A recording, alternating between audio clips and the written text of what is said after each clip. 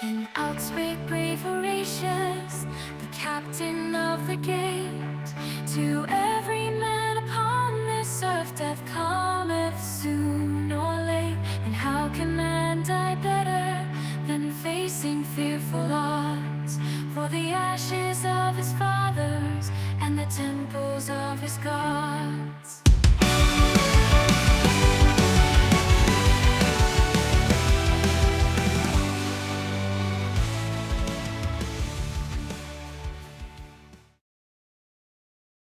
Aisling's curiosity got the best of her.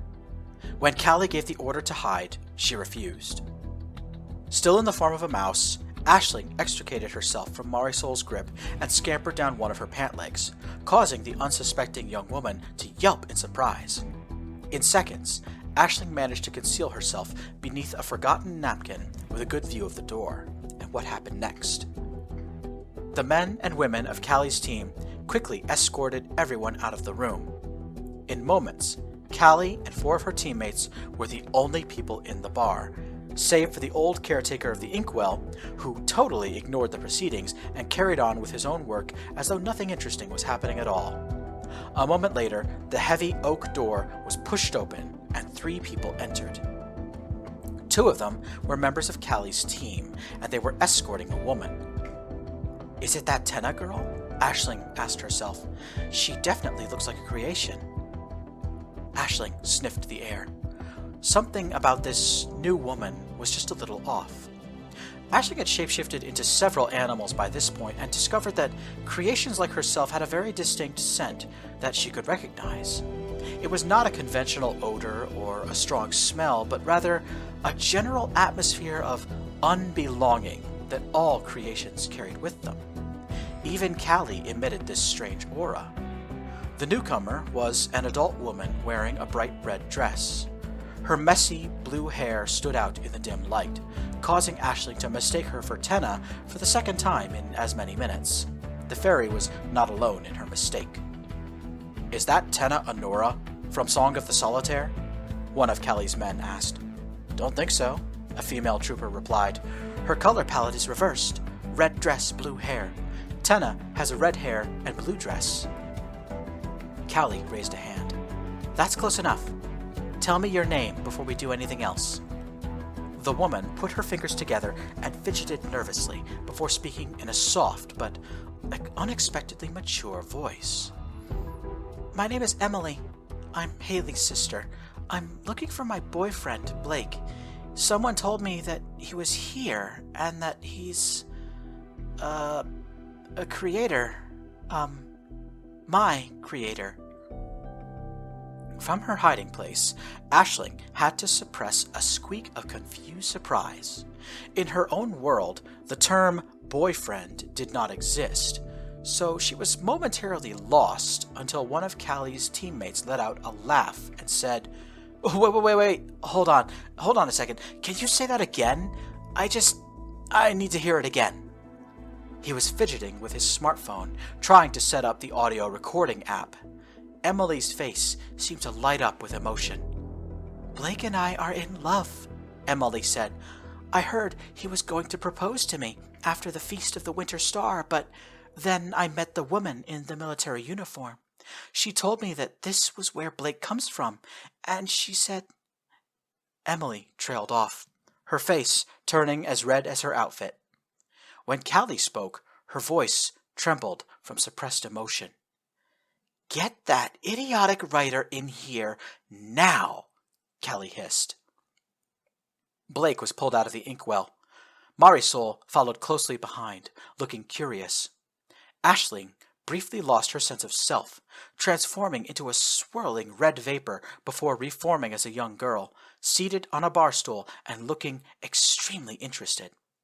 Emily saw this and clapped her hands with an excited smile on her face. Oh, forest magic," Emily declared, looking at Aisling. "Are you one of the Junimos I've heard about?" What? Was all Aisling could say. Unlike all of Blake's other creations, Aisling found this Emily person very hard to read. There was something off about her. Emily's very nature as a creation did not match that of everyone else. When Blake entered the main dining area, he saw Emily and the color seemed to drain out of his face. He tried to back off, to hide, but Callie would not allow it. As soon as she saw him, Emily reacted with a very strong show of affection. "Blake, I found you!" Emily cried. "I'm so happy." "Hello, Emily," Blake said. Callie rounded on Blake, grabbed him by the front of his jacket, and spoke in an angry rumble. "So, that's one of the characters you made up as a love interest for yourself. Listen up. Now that she's here, she's an individual with human rights that must be respected. If I get word that you've done or said anything to her that you don't have to tell me," Blake interrupted. "I'm way ahead of you there." "So you wrote a story where she fell in love with you?" Aisling asked, pointing at Emily. Emily was now blushing so furiously that her face resembled a tomato.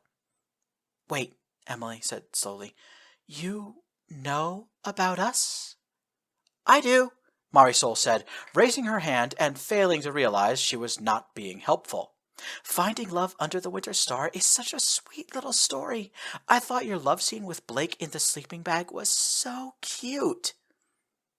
Emily began to lose her composure. She held her hands to her mouth, eyes wide and starting to fill with tears. She was hyper-aware of the SWAT team members snickering and laughing. Then one of the troopers said, "Robinson hit that? Nice." Callie reached across and smacked the man in the face.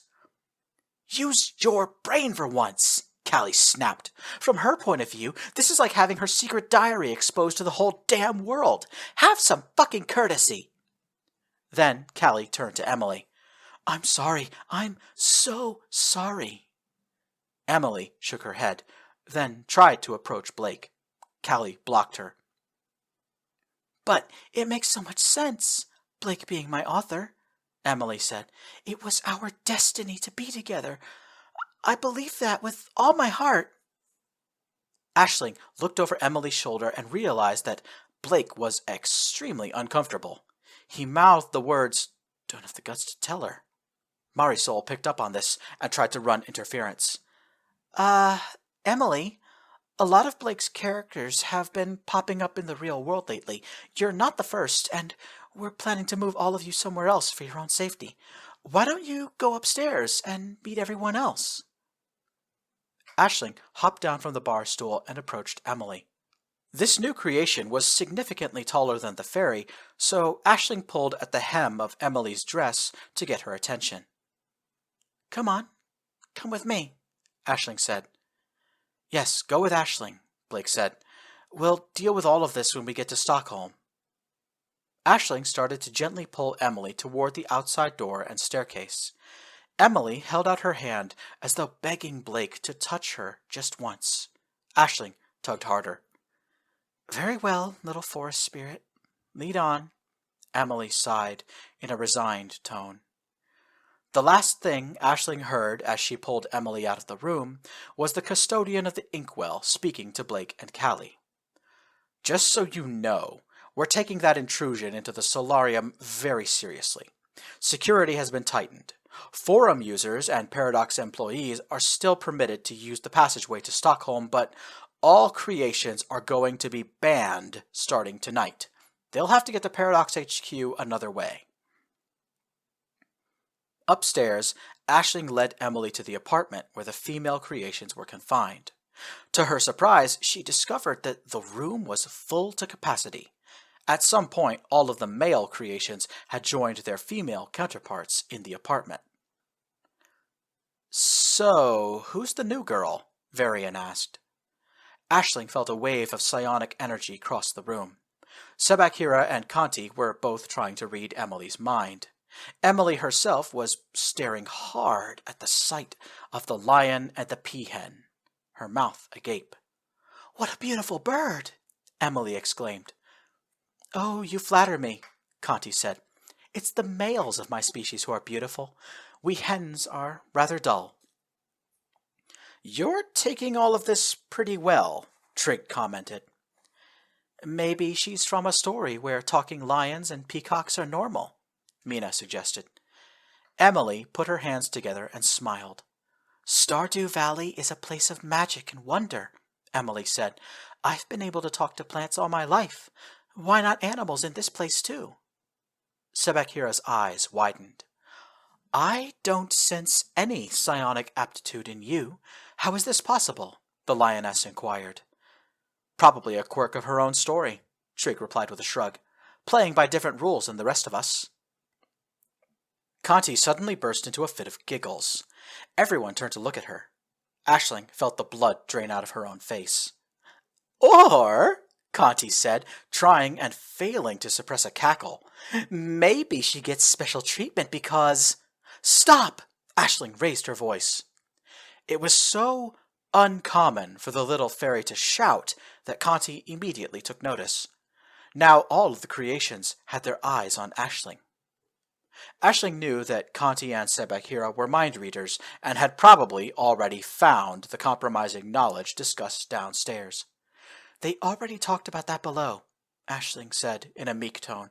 Emily doesn't need to be tormented again. Emily, blushing once more, mouthed the words, Thank you. The view was so incredible that Tenna forgot about the cold. She was standing in front of the construction site, located near the center of a small forested island, and using a tablet computer to watch the video feed from a drone high above her head. The drone itself was made up of several million microscopic nanobots, drawn directly from the nanite armor worn by Cassandra Espinosa, who was standing nearby as she controlled the drone. I've never seen so many islands in my life, Tenna breathed. It's like the city itself has merged with the sea. Behind Tenna and Cassandra, Vetu Kealoha and Akira Robinson used telekinesis to lift a heavy component into place. For the first time, the newest addition to the broken gates looked like, well, a gate. The ring-shaped structure was not complete. More work had to be done, more materials delivered. Akira pulled out her return beacon and clicked it. A vortex portal appeared and quickly swallowed up herself and Vetu, leaving Cassandra and Tenna alone on the island. Bring the drone a little further to the north, Tenna said. I want to take another look at that one island completely covered in cityscape. The one with the disc golf park and football pitch? Cassandra asked. Yeah, that one. The drone banked right, putting the Swedish Parliament, Royal Palace, and Nobel Prize Museum on its left, and then flew south. Wait a second, Tenna said. Slow down, I saw something. Come to the right by 7 degrees. Cassandra nodded and closed her eyes. All of her nanobots were controlled via implants in her brain, so making this change was as simple as allowing an idea to come to her mind. Tenna focused hard on the screen. Loosen altitude. Come down to 50 meters, Tenna said. Camera angle down another 10 degrees, please. Slow down. 1 more degree to the right. Slow down again. Oh, holy Sida! Stop! Stop when you're over the hospital and turn 100 degrees to your right. Tenna was breathing faster now. Cassandra was getting excited as well. Do you see it? Tenna asked. There's a sky bridge connecting those 2 buildings. The south structure is right next to the hospital, and the north structure is across the street. Get closer to that sky bridge. Cassandra complied. The sky bridge had 2 levels, as though simultaneously connecting 2 different floors of each building to each other. On the upper floor, just faintly visible in the early morning light, was a round symbol. Is that what I think it is? Cassandra said. Is that a picture of a platypus fossil? Cassandra decided to take a large risk. Her drone descended to just above street level. Several Swedish people commuting to work in the early morning noticed the drone and looked up, pointing at it. Cassandra and Tenna ignored them. They guided the drone to the entrance of the southern building. The glass front door at street level had the words Stockholmsverken written in white letters just above a warning sign about closed-circuit security cameras. There was a keypad and intercom button to the left of the door. To the right was a black sign with orange letters. The black sign said this: Magnus Ladalasgatan 4. First floor, Tremero. Third floor, Paradox Interactive. Cassandra and Tenna grabbed one another, jumping and cheering for joy. They had found it. So